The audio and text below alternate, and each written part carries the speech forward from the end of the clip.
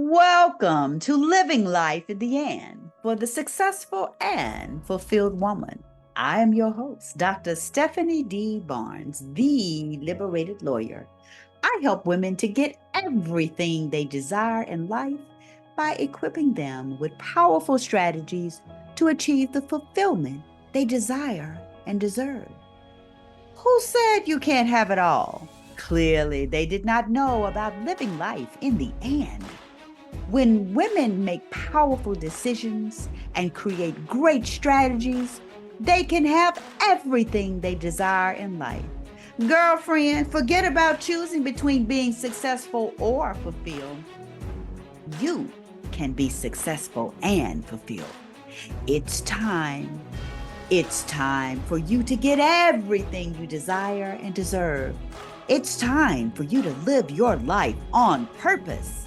It's time for you to live a life that is fulfilled, meaningful, and full of joy. It's time for you to walk boldly in the power of your decisions. If you are going to be in this world, you need to be fulfilled in this life. Life is too long to be unfulfilled. Join me for another episode of Living Life in the End, where you learn how to live fulfilled, fit, and free. It's time for another episode of Living Life in the End. This is a Living Lita's episode. It's hard to operate in the end when society tries to put us in the box of or. Women constantly face the division of woman or wife, mother, lover, or career woman rather than the celebration of the trinity of woman and wife, mother, lover, and career woman all in one person, one woman, yet many. We must learn to build a life in the and. We can't operate in the or, but operate in the A and B. Living life in the and helps women to truly have it all. The Living Life in the End Living LITA series is designed to help women have it all. I love to have provocative conversations with women doing great things in the world. Women on every continuum of the spectrum, housewives, skilled workers, professionals, and executives, and everything in between. Not only is this a great conversation, but a quest for the Holy Grail. What does a successful life mean to the modern day woman? We get the up close and personal of how these women are living their lives in the end. Are you ready? Are you ready to live life in the end and get everything you desire? Let's get it. Well, I am so excited, as I always am, about my guest today. Girlfriends, we are in for a treat, and I want to tell you a little bit about our guest who is joining us for this conversation. We welcome to the world of living life in the end none other than Joanne Greene. She is a well known voice on SF radio for decades. Joanne is currently the host of the bi weekly podcast In This Story with Joanne Greene.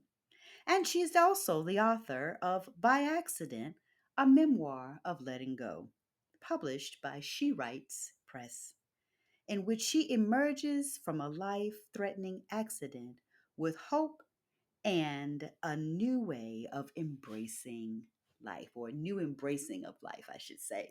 So, Joanne, welcome to Living Life in the End. Well, thank you so much for having me as your guest. I'm honored. Yes, this has been a true test of perseverance, and we are just so thrilled to finally have this opportunity to talk. Joanne and I met recently, and during our first conversation, I just knew that she would be a perfect guest for the podcast. And I am just personally looking forward to getting to know her even better and to share her awesome story with you. So, I would just like to start with just if you would just share kind of your career, because you've done some really great things and still are. But one of the things that I always love about Living Lita's series is really sharing with other women how. sharing their journeys, sharing the lessons that they've learned, and hoping that we will all be inspired by each other. So, why don't you tell us a little bit about who is the real Joanne Greene and what are some of the great things that you have done? Well, real Joanne Greene, what you see is what you get. So I will say that I have no secrets. And the thing about writing a memoir, Stephanie, is bare your soul. So many people who've read it say to me, "How did you feel so comfortable sharing so much?" And my feeling is, at this point, I really have no secrets, and I wanted to share the lessons that I learned along the way. So I grew up just outside of Boston, went to school in Chicago, and continued moving west. Just after graduating from college, moved to San Francisco, where I worked in radio. I had had a jazz radio show on my college station, and so for the first 4 years, I worked in black radio, which you can imagine where I was as a 21-year-old. And then I got a different job and went to, I had been doing women's talk shows and features, and then I began doing news. So I was a news Mhm, anchor at a bigger radio station for a few years. That's where I met my husband of now 44 years. mhm. Um, and I often joke that, working in rock and roll radio in San Francisco in the 70s, whatever it is that you're imagining, yes, that happened. Wow, So it wow. was a wild time.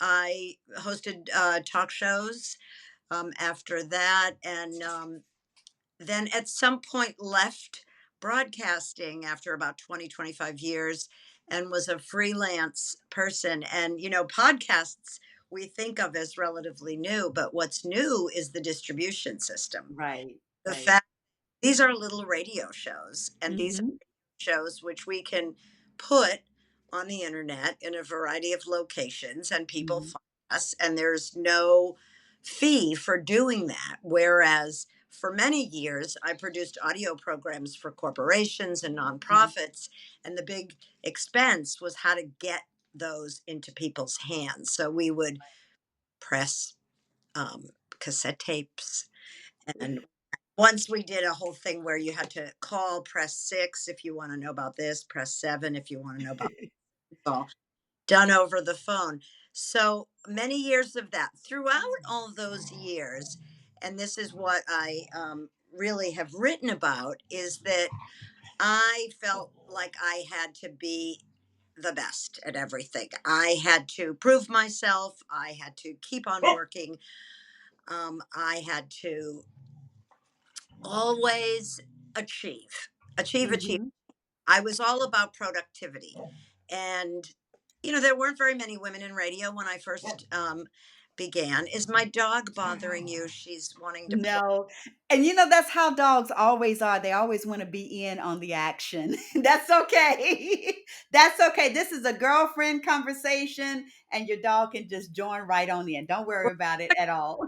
I will say she was silent for the hour before we began Of recording. course. Look, Of course. That's how my dogs do as well. I have 3, oh and my, every time I say that, I can't believe that I have 3 dogs, but I have a Portuguese water dog and 2 Doberman, and they are usually very quiet until I need them to be quiet. well, all I will say you're a brave woman. And second of all, when you have two Doberman, are they called Dobermen? Yeah, I guess they are kinda technically, I guess they are Doberman because, like, Doberman when it's 2, because it's Doberman Pinscher, but, no one ever puts the last part of it, so my 2 Doberman. That's why I have a golden doodle, and right now she's gnawing on something in my left hand. So I will keep. Anyway, I was a person in constant motion. I have a ton of energy. Mhm, It's a blessing for the most part, but sometimes it can get to be a bit much because I don't know when to turn it off. And I had went through a 10-year period where I experienced a lot of loss. Um, mhm, we will all experience loss. If we haven't mhm, already, we will experience the loss of loved ones. It's the price we pay for loving.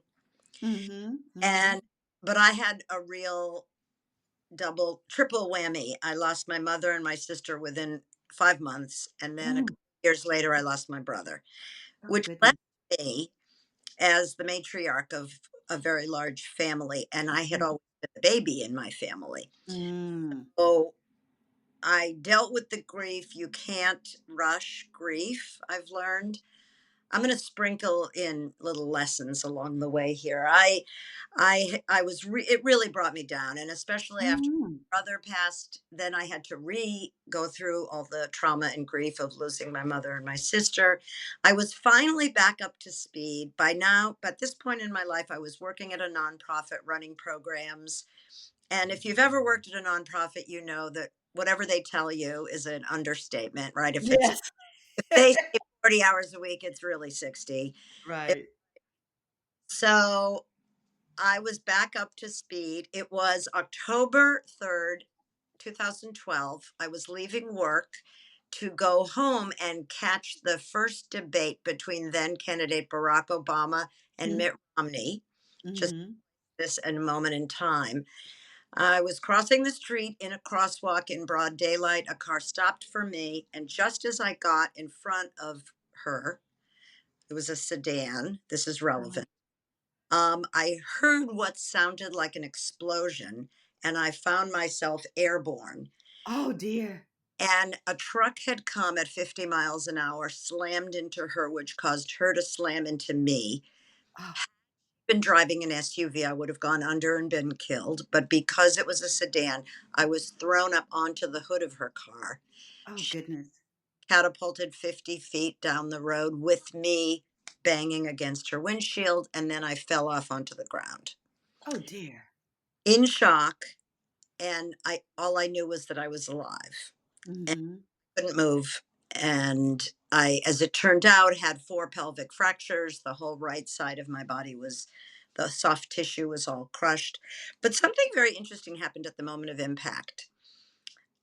I My first reaction upon realize, because it sounded like an explosion because I didn't hear the screeching of brakes, Uh-huh. Uh-huh. because there were no brakes. So it didn't sound like a car accident to me. But as soon as I realized I was being hit by a car and I was literally flying through the air, I my first reaction was, really?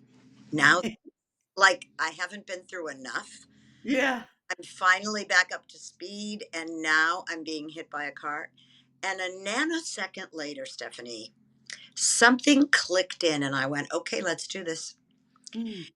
And that is a strength that came from somewhere deep inside my DNA. Mhm. In fact, Mhm. many of us are the descendants of Mm. very strong people who were Mm. persecuted, who went through hell, who chose a new life, who figured out a way. My grandparents, all four of them, escaped persecution in Mhm. Europe, left pogroms. They were being persecuted because they were Jewish.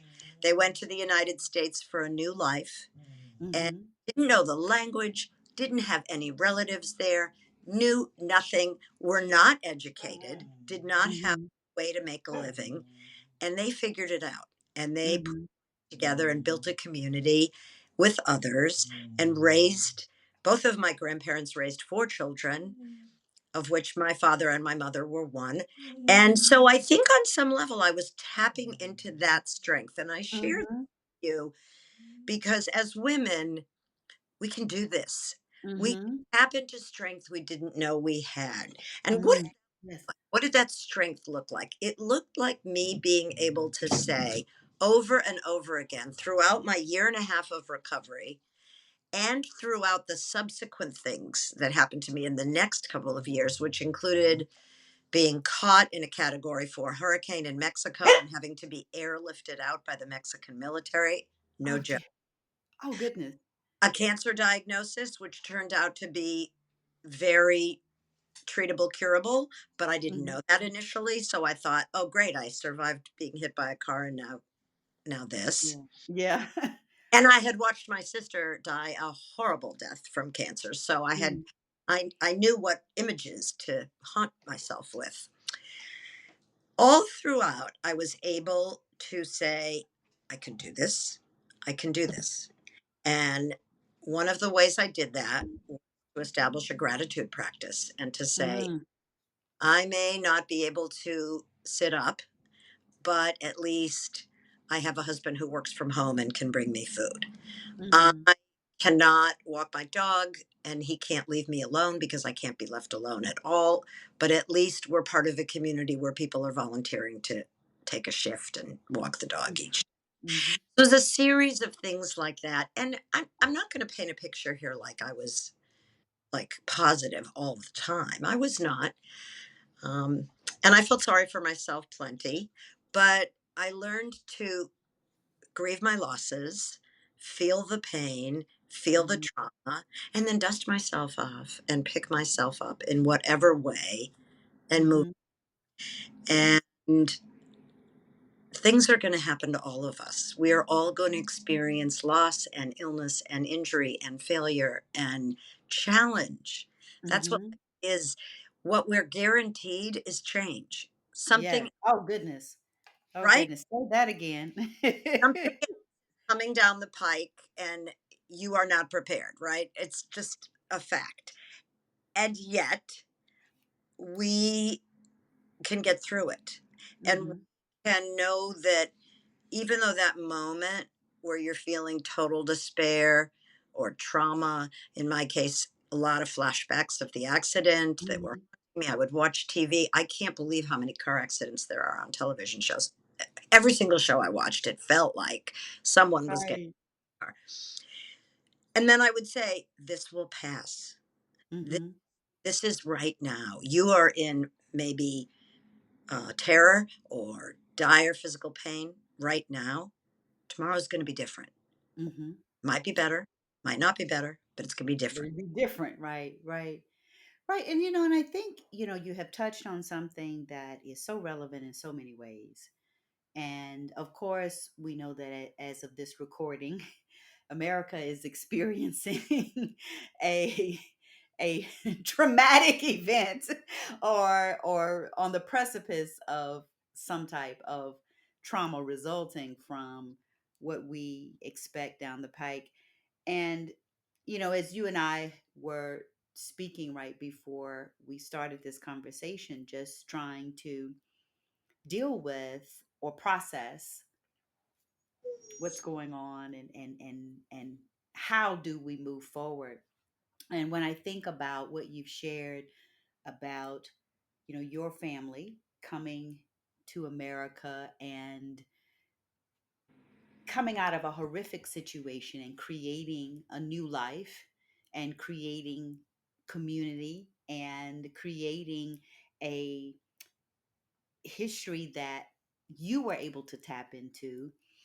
And, when I think about just how we all are able to tap into the strength of those who've come before us and those who have led the way and who have been through what we are about to go through in a different way, obviously.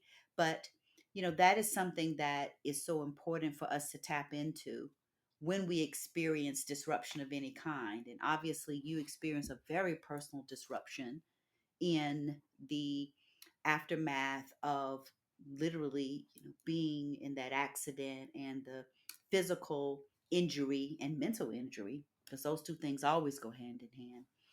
um, and being able to focus on gratitude. And I think it's so important for us to fully appreciate the healthy cycle of disruption, grief, gratitude, recovery, and ultimately getting to movement, literal movement in our bodies, and also movement in our minds and the energy, the situation, the current, whatever it is that we need to create change on our own. One of the And things that I ask myself often is this serving me? Is this mm, behavior pattern that I've gotten very accustomed to, is that serving me? Is a mhm, given relationship in my life serving me? mhm, Or am I just still in it because I've been in it for so long. Mhm. And I think often we find that if we ask ourselves that honest question, the honest answer is no. This Mm. behavior is not serving me. This Mhm. gets me in trouble again and again and Mhm. again, right? Mhm. So, what is it that serves me? What is it that's Mhm. going to make me feel whatever, calmer, more centered? In my case, because I have a tendency to just go faster and faster and faster. Mhm. Still, at this age, uh, Mhm. that's not good because that increases the risk that I will fall, that I will Mhm. make mistakes, which Mhm. serious. You never know. Mhm. Mhm. So Mhm. taking things one at a time. I learned all sorts of lessons during my recovery because I had so much time on my hands. Right. Lying there healing or not healing because it wasn't always linear. And Mhm. I started writing down the things I was learning because I Mhm. never forget them and I keep them Mhm. out of my medicine cabinet. So whenever I open that door, there's the list Mhm. of things I learned, and I need to be reminded of them. Mhm. I feel more comfortable at a more adjusted pace. Mhm. Where am I Yeah. rushing to? What am I, there's one does not need to rush through life. Yes. Yes, and I think about, what you shared earlier, like in your kind of, I guess, early career or just earlier in life, you will always focus on achieving. I've got to do this, I've got to move, I've got to be productive. And one of the things that I think I even have a greater appreciation for, and as you shared, you now have a greater appreciation for, is that rest is just as productive as is movement. It's essential. Yes, and stillness is productive. And it's really not an inaction as much as it is a restorative action. I'll say it like that. Exactly. And I think Mm. that I might go so far as to say that earlier in my life, I was busy, busy, busy, busy because I was afraid of what would come up if I slowed down. Mhm. I was avoiding certain feelings, I think, sweeping Mhm. things under the rug as we do, right? Mhm. And Mhm. just to keep on moving forward. And Mhm. that stillness is so important. Mhm. It's Mhm. so critical. And Yeah. certainly as we get older. Right. Because I've had a similar conversation with a friend about stillness and embracing stopping and embracing the soft life. Because I did a series maybe a year ago.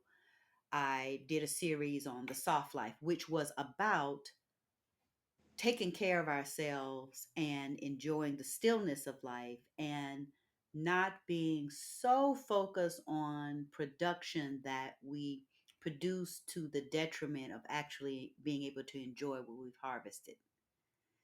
Because we get so caught up on producing the fruit. I've got to be fruitful. I've got to be doing something that we never really get a chance to enjoy the harvest that we've worked so hard to produce. And I remember, in the context of that conversation around being soft, embracing the soft life, and the soft life again represented enjoying the fruits of your labor. My friend responded, it's like, I don't know what would happen if I stopped. I don't know what would happen if I weren't going all the time. Well, And I also said, because we take care of others. right. As women, we are often in the position of taking care of not only our children, if we have children, our partners, our parents, as their Mm-hmm. siblings, if they get sick, Mm-hmm. volunteering in various aspects of the community. I know my hand almost fell off. I wrote so many postcards prior to Yes. the election. Clearly, that did a lot of good. Um, but we feel compelled to Mm-hmm. take care, and we can't forget to take care of ourselves. It's essential. Right. And we have to realize, I use this adage all the time. of the analogy that we hear every time we get on a flight. If the pressure in the cabin reduces and the oxygen mask falls from the ceiling, to put your oxygen mask on first. And that is never our first inclination in many respects. And, we think that in order to ensure that we take care of everyone, that, we have to deprive ourselves of the very oxygen that we need. And we will either come to the realization that we need to put our oxygen masks on first by volition, meaning we accept that that is a healthy part of taking care of others. If you take care of yourself, you're there to take care of others. Or it will happen by, it will happen involuntarily when life snatches that oxygen away from us in some kind of way. And, which and we feel that. Right, right. And, not we know. not if, it's when. Right, correct, correct. And, our goal, because we know that, as you mentioned, things happen. We will experience losses, and it's unrealistic to think that we're going to go through life without experiencing loss and disappointment and or something, horrific. While we don't hope that on ourselves and we're not necessarily out there inviting it, we just have to be realistic that it's possible. And I think the other side of that is knowing that whatever happens, we do have the ability to move that from something bad into something good. And I personally, I've characterized this that concept of embracing it as disruptive elevation, and um, acknowledging and embracing that really in order for us to elevate our lives in any type of way, we've got to experience disruption. And I think we are more comfortable with disruption that we start, change that we begin, that we initiate, but we have to be equally as embracing for change that does not initiate from us, change that is thrust upon us, change that we do everything that we can to avoid, or to not necessarily curse, but to guide, to happen in a direction and on a path that we're comfortable with, and that we know where it's going. We have to recognize that the change, like you say, the change is going to happen either way. It's going to be different, and we can do what is possible to influence change, to be an elevation of our lives, of our communities, of our world, of others. So, two things come to mind. One is, we talk a lot about post traumatic stress. We don't talk a lot about the flip side of that, which is the potential for post traumatic growth, Oh my gosh, that's good. right? Yes. So, Yes. when big things happen, devastating things, things that are out of our control, we have to remember that what we do have control of is how we respond, how we react, Yes. what Every we time, right? do in the face of that big challenge or trauma or whatever it is. And again, I don't really know how I was so lucky to tap into this wisdom, but I kept thinking, I can't do anything right now because Mhm, my body is broken. And mhm, so, what am I going to do? mhm, How mhm, am I going to utilize this time mhm, to grow as a person? And, one thing was I was never able to quiet my mind enough to meditate because mhm, I have that monkey mind that just goes mhm, mhm, mhm, chattering away. And they call it meditative practice because it requires practice, just like mhm, in life. If you're going to become a good piano player, you have to mm. practice. Practice, right? I was able to practice because I Mm. wasn't going anywhere. I didn't have any Right. clients. There I was. Right. So that, and I did a lot of staring out the window at trees Mhm, and really seeing trees in ways that I hadn't before, and appreciating them, and appreciating that I live in a place where there are trees. Mhm. And, Mhm. just these kinds of things. Um, so that's one thing. And the other is just to remember, always remember what you can control and what you cannot. Because I think Right. I've always been someone that had this illusion that I was in control, Mhm. that I felt safer if I thought I was in control. I was the kind of person who wanted to be behind the wheel of the car because I didn't trust anybody else's driving as Mhm. my own. Mhm. And I think it's important to learn to let go, which is really Mhm. why I wrote this book, a Mhm. memoir of letting go. It was, what am I letting go of? I'm getting letting go of the illusion that I can control my life. I can Yeah. control react.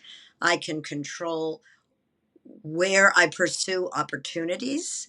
Mhm. Um, but I can't control what's going to happen to me. I can Right. improve odds by eating well, by getting exercise, by having a spiritual life, by being authentic with the people I love and even the people that I just meet. I mean, there's Mhm. all these things, and be really clear about what it is that rejuvenates me, Mhm. what makes me, what, I'm an extrovert, right? Not Mhm. everybody. So when I'm with people, I get what I Yeah. need. I get Mhm. energy. It's not Mhm. draining for me at all. And yet, that doesn't mean all the time, right? It Right. just means, we need to know ourselves. And one of Mhm. my favorite things about getting older, Stephanie, I saw this chart. It was a very funny, like, graph, and it was age and give a shit. Ah, yeah. I love it. Yes. Right?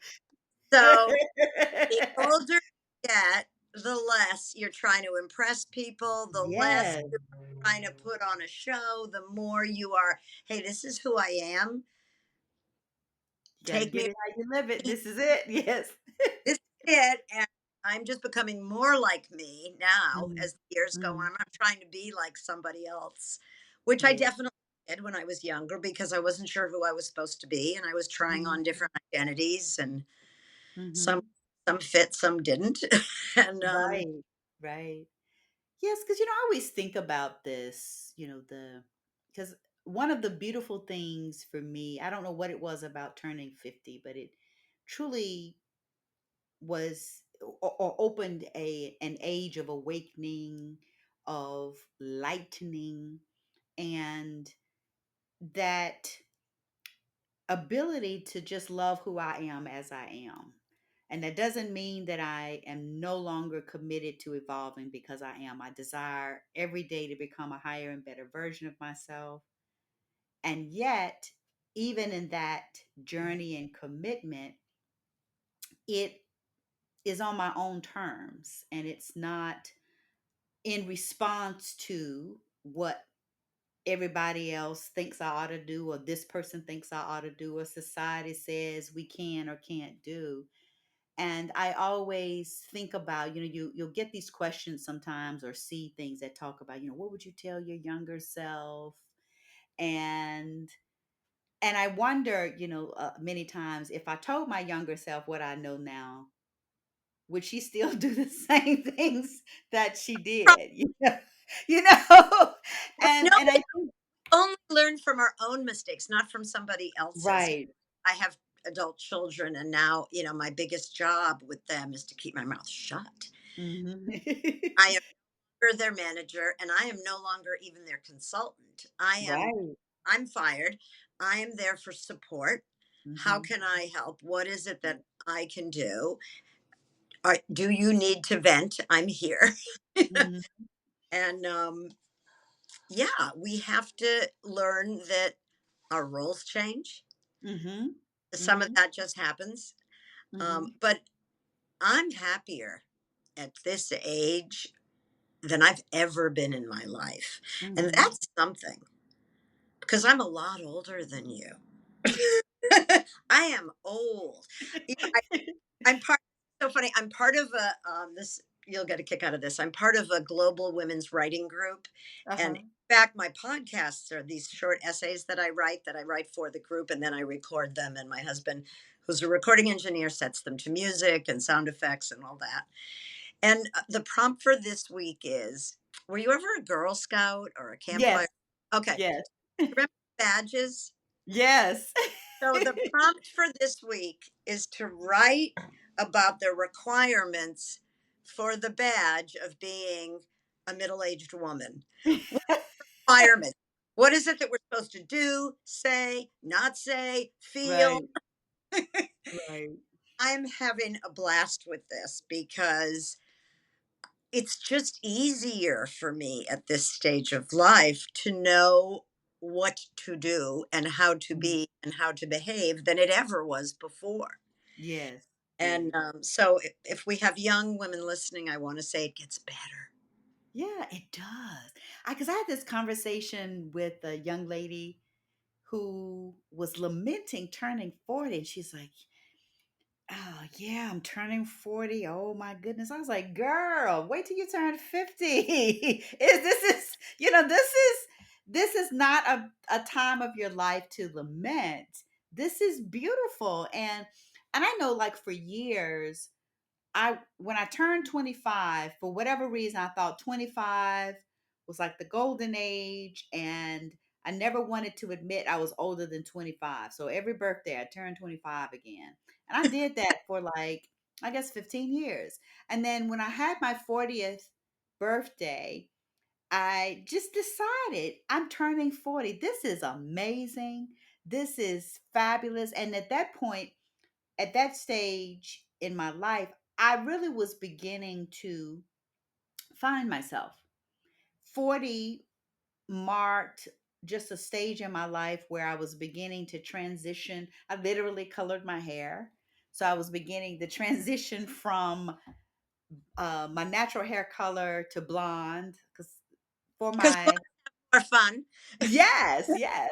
So, I literally was changing my countenance, and of course I went through a period of time, where I was trying different looks, and I'm glad that some of those looks I have transitioned on out of, because when I look back at the pictures, I'm like, oh, somebody could have told me that was not a good look. But anyway, I'm glad I tried it.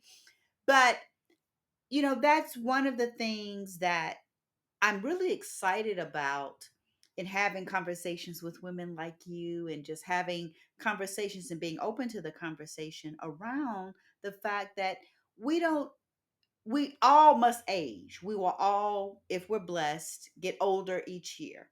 We will age. We will add to the years in our life, but we don't have to think that we're just old and can't do anything. Growing older does not mean having being less than in any way. And how we age and what we look like and what we do and what we don't, we have the freedom to choose to do that. Whether we decide to color our hair, cover the grays, let the grays come out, whatever it is, whether we put on the wrinkle creams, anti-wrinkle creams, do all of those things we have a choice about. There's not one way to grow older. And I am just it gives me I just get so tickled every time I see women doing new and fun things at any age, beyond, not thinking that we've got to be the top 40 under 40 and 40 is it. No, no I, way. Stephanie, I'm 70, and I have just embarked on a whole new thing after writing the book and promoting the Mhm. book for a year or so. I'm becoming a certified nature and forest therapy guide. Yes, yes.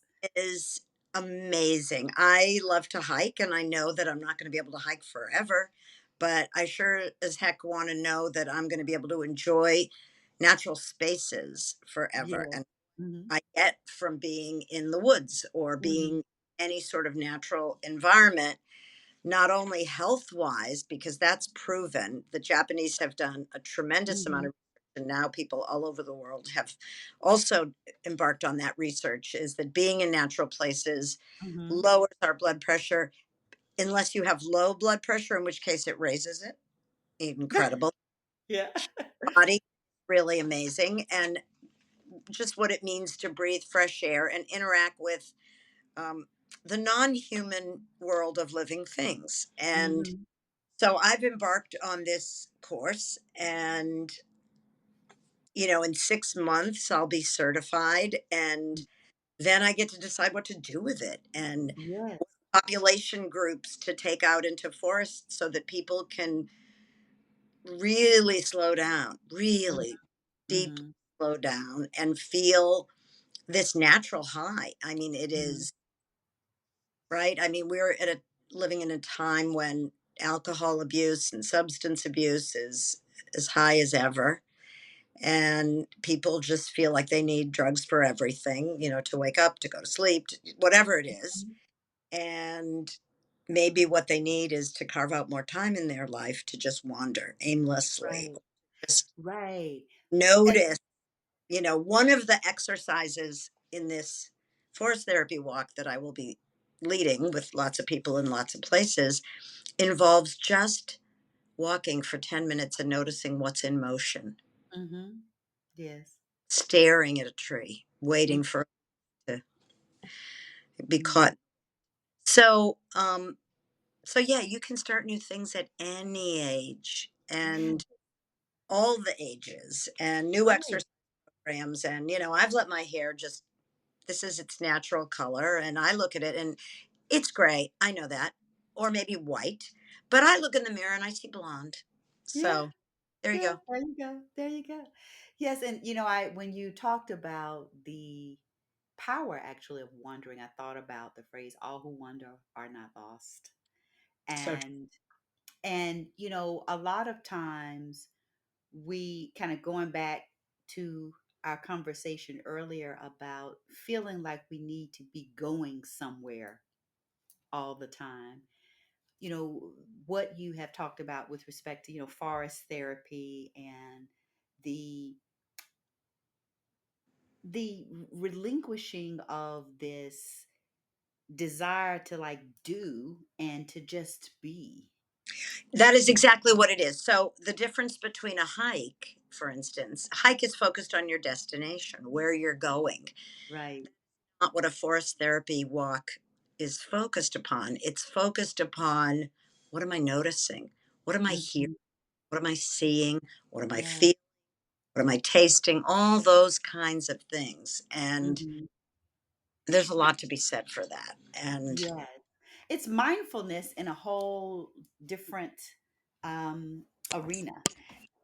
And it's when you very and much mindfulness, I, yes. right, right. When you and I were talking about this, I shared that the first time I'd heard about forest therapy, I was working on developing an itinerary for an executive retreat, and one of the places, or the place where we were having the retreat, offered forest bathing, and I'm like, wait, what? What the what heck is that? Why are we bathing in the forest? Like, Yeah. we will not be doing. And then but the more I of course looked into it, it's forest therapy, and it was focused on relaxation and serenity and peaceful mindfulness as a way to connect with yourself and a way to also connect with others. So, unfortunately, we didn't get a chance to actually have the retreat because this was in the middle of the pandemic. Was it on? Was it off? Was it on? you know, this was, So many I think, things got canceled, I know. right. So, I think this is when I forget which one of the surges, but one of those surges came back and we decided not to have the live event. But um it's so important though for us to be mindful of our surroundings, whether we are embarking upon forest therapy where it you are using nature as a way to have that connection and mindfulness, but also just in our day-to-day lives. It's important to notice what's going on around us, because so many times we are in the world but not really connected. And it's so ironic that in a world where now we're literally connected 24/7 through our phones, social media, whatever. You can work from wherever, you can be reached wherever. That even in this hyper connectivity, we are less connected with each other because we have embraced superficial connections rather than genuine and authentic connections that allow us to really know ourselves and allow us to know each other. Amen. Yes, yes. So, I knew that this would be a great conversation, and um, it is just beautiful to, that's one of the things that I really love about doing my Living Life in the End podcast and the different episodes is I get to meet some really inspiring women. And I'm so grateful that we've gotten a chance to connect in this way, and that I get to share you with my audience, and that we've had a chance to share this conversation tonight. So I've always said, with Living Life in the End, or the Living Litas series, I always ask the same questions towards the end. And I want to transition into that now. And I always like to ask, and you've really answered this, but I always like to ask directly, living life in the end is the commitment to using the power of our choices to create the life we desire and deserve. We don't have to choose either or. We can use our choices to do everything that we desire and deserve, and using strategies, etc. But how are you living life in the end yourself? Well, at this point in my life, there I don't have the same pressure to earn money that I did for 50 years. For 51 years, I worked full time, Mm-hmm. very to put food on the table and Mm-hmm. everything else. And thankfully, we planned enough that I have this luxury right now. So right now, I mean, retirement is awesome. Now, I am not a typical retired person because I'm in a program, I wrote a book, I have a Mm-hmm. podcast, I volunteer. But like for my various volunteer commitments, they're each once a month. Mm-hmm. So and very richly rewarding, but not that I'm doing them all the time. Mm-hmm. It's a real balance of physical exercise, meditation, or some kind of um, spiritual Mm-hmm. work. And as I said, I'm a people person, so I have a lot of Mm-hmm. plans, and I love to see people, and I love going out to hear music, and I love going out to films or seeing them at home. And I'm an avid reader. I read Mm-hmm. constantly. So I do New York Times crossword puzzles, like and all the puzzles in the New York Times. I call it my dementia prevention program. And community, community, community. We Yes. all have different communities in which we travel in circles. Our work people, our family people, our neighborhood, whatever. Church, synagogue. I have an extraordinary community through my synagogue, and it's almost less about religion than it is about people showing up for one another and trying to make Mm-hmm. positive social change together. Mm-hmm. Mm-hmm. But that's deeply richly rewarding for me. So I would say, and I'm a grandmother, I have three grandchildren, um, not in my city, but an hour flight away or a 6 hour drive away. So, and I'm Mm-hmm. there every month, Yes. one Well, thing or another. wonderful, wonderful. Well, one of the things that I believe that living leaders do, women who are living life in the end, is they make CEO moves. And I always like to hear from my guests how they're making CEO moves. And making a CEO move is embracing your circle of influence, community, empowering yourself for elevation, in making sure that you are on that journey of continuous improvement and then operationalizing what you learn to optimize outcomes. And I love a good alliteration. So there you go. So how are you making CEO moves? And you've kind of touched on this a little bit, but how have you committed to actively cultivating your circle of influence, the people who add to and enrich your life? Well, I first of all, I'm committed to being a lifelong learner. It Mhm. doesn't end with school or even with, the kind of training we need for our various positions and, getting sort of those, whatever it is, credits or there's a name for it that's escaping me right now. But for me, I always want to be learning and growing. And for instance, right now, post election, the results were not what I had hoped for, but I'm trying to really understand how Mhm. and why I was so out of step with so much of the country. And what Mhm. is it that I missed? And what is it that the Democratic Party, for instance, needs Mhm. to do to realign or redefine or refocus and shift? Um, there are just so many things to experience in life.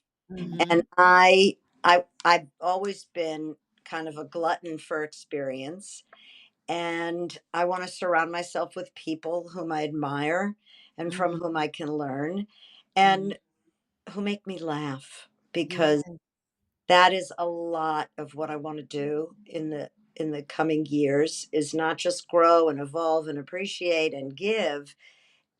Lots of giving back. That is a wonderful, that feels great at this point in my life, but also just to laugh Mhm. and travel, because travel is the most broadening thing when you leave Yeah. your environment and you see that there are other ways to approach everything, moving Mhm. about, eating, when, how, what, Mhm. where, um, how to spend one's time, Mhm. um, all of that. Whenever I travel, I get new insights into Mhm. changes I want to make in my life. So Mhm. I Wow. feel very blessed to be able to travel. Wonderful. Wonderful. And you've kind of touched on this a little bit though, but how do you empower yourself for elevation? What do you mean by that? Well, we can, elevation in my mind is any opportunity that allows you to grow, it allows you to expand your capacity, it allows you to enlarge your territory, and elevation doesn't happen by chance all the time. Certainly you can be lucky or serendipitous and you are given an opportunity for elevation. But most of the time, elevation comes through our own actions and when we position ourselves to be able to receive. Right. So, how do you empower yourself to be able to experience these opportunities to expand your capacity, enlarge your Well, one territory? way is that I don't wait for someone else to put it together. I Hmm. put it together, or I Hmm. partner with someone and we put it together. For instance, um, I feel that far too few Americans understand the civil rights movement, what happened, and how can we move forward now if we don't understand what came before. So a friend and I decided we were sick of waiting for our synagogue to put together a civil rights trip to the South. Yeah. So we just did it. We put it Yeah. together ourselves. We arranged everything. We had a bus of 25 people. We met in Atlanta. We went to Montgomery. We went to Birmingham. We It was extraordinary, Hmm. and I highly, highly recommend for everyone listening to, at some point, especially Montgomery, Alabama. It Hmm. is There's such an extraordinary number of really well thought out memorials and museums and exhibits, and um, it's like, don't wait for someone else to do it for you, but just, Hmm. grab the bull by the horns Hmm. and what can I do to make my reality what I want it to be, the Hmm. experience that I want. I mean, we belong to a film institute where I get to see films and often meet the director and have a Q&A with the director, lots of documentaries, and also to SF Jazz because it's a Mhm. nonprofit and I get to go hear world-class jazz. Mhm. Um, and really, when it comes right down to it, those are the two things I really like to do besides eating when going out. So, Yeah. it's just crafting the life you want to lead Right. and making the choices that will set you up for success. And asking that question, I'm going to repeat something I said earlier on. Ask if whatever it is that you're doing is serving you. If Yes. it isn't serving you, you can make a change. Right. Right. And that's the empowerment that we can tap into to elevate our lives. And then finally, how do you operationalize what you learn to optimize outcomes? And I ask that question because a lot of times we learn a lot. We will study, we will read books, we will get different certifications, we'll do all the things, but we may not always operationalize it. We have knowledge and now it's trivia rather than putting it into action so that it does actually serve us. But how do you ensure that what you learn actually improves your life in some way? Well, I literally take notes and Mm-hmm. put them up in places so that I see it. I get that visual Mm-hmm. reminder. Um, these are things you committed to change about your life. Are you doing it? Mm-hmm. And if you are, is it making a difference? Or maybe those aren't the right things. Mm-hmm. So that's one thing. Um, Girlfriends, Mm-hmm. couldn't live without them. Yes. The debriefing that we do, the trying to understand and just really talking through the things that happen in relationships and how to proceed. So that's a really big one.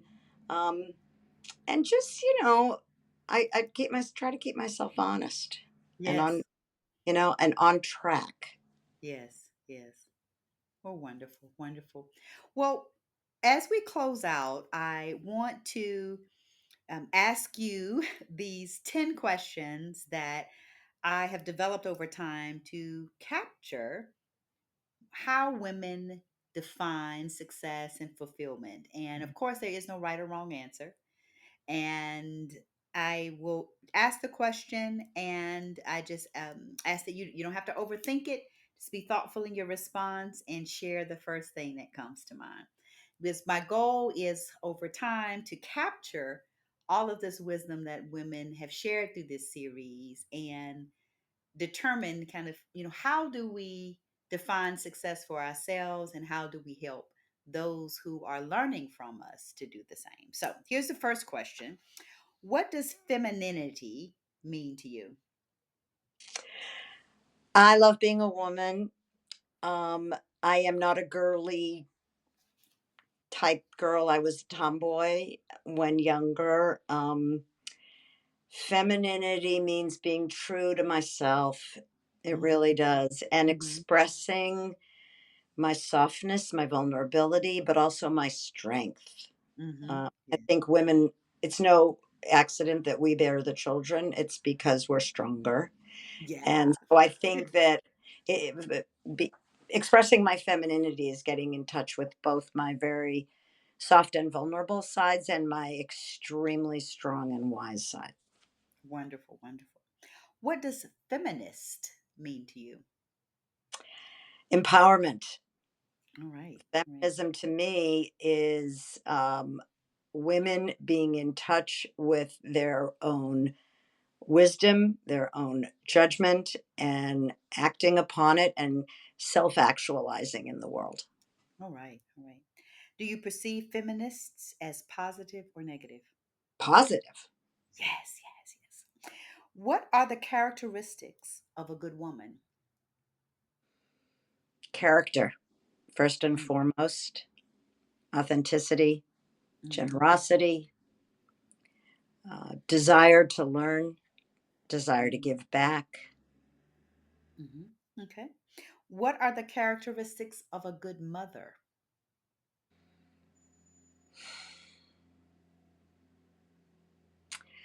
A good mother is able to balance her own needs with the needs of her children.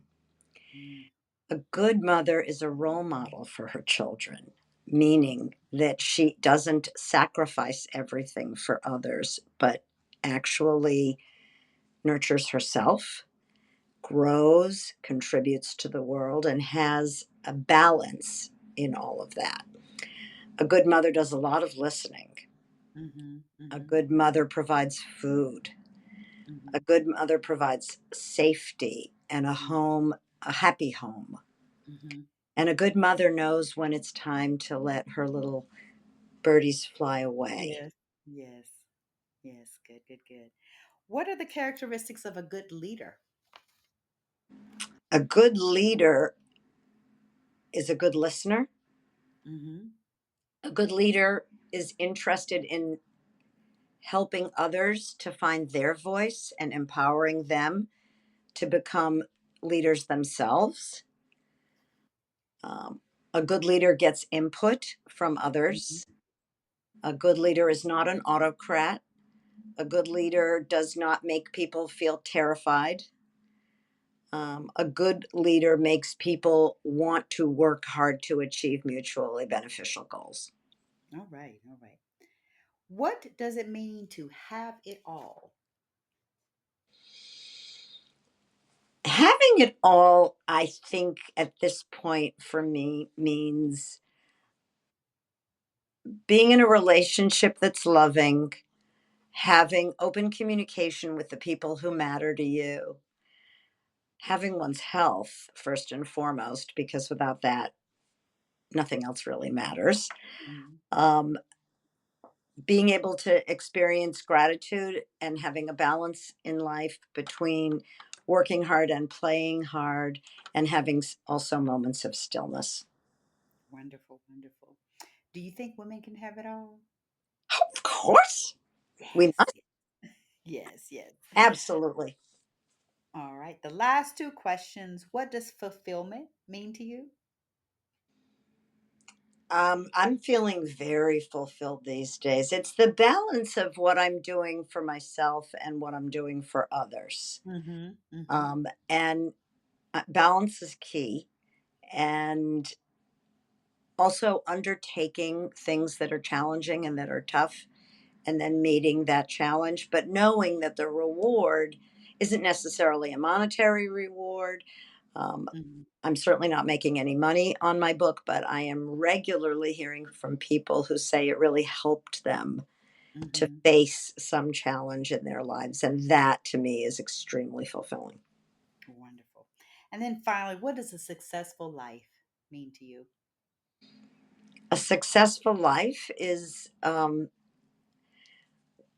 I mean, I define success by meeting challenges, um, making the world a better place in whatever way one Mhm. does, um, spreading joy, and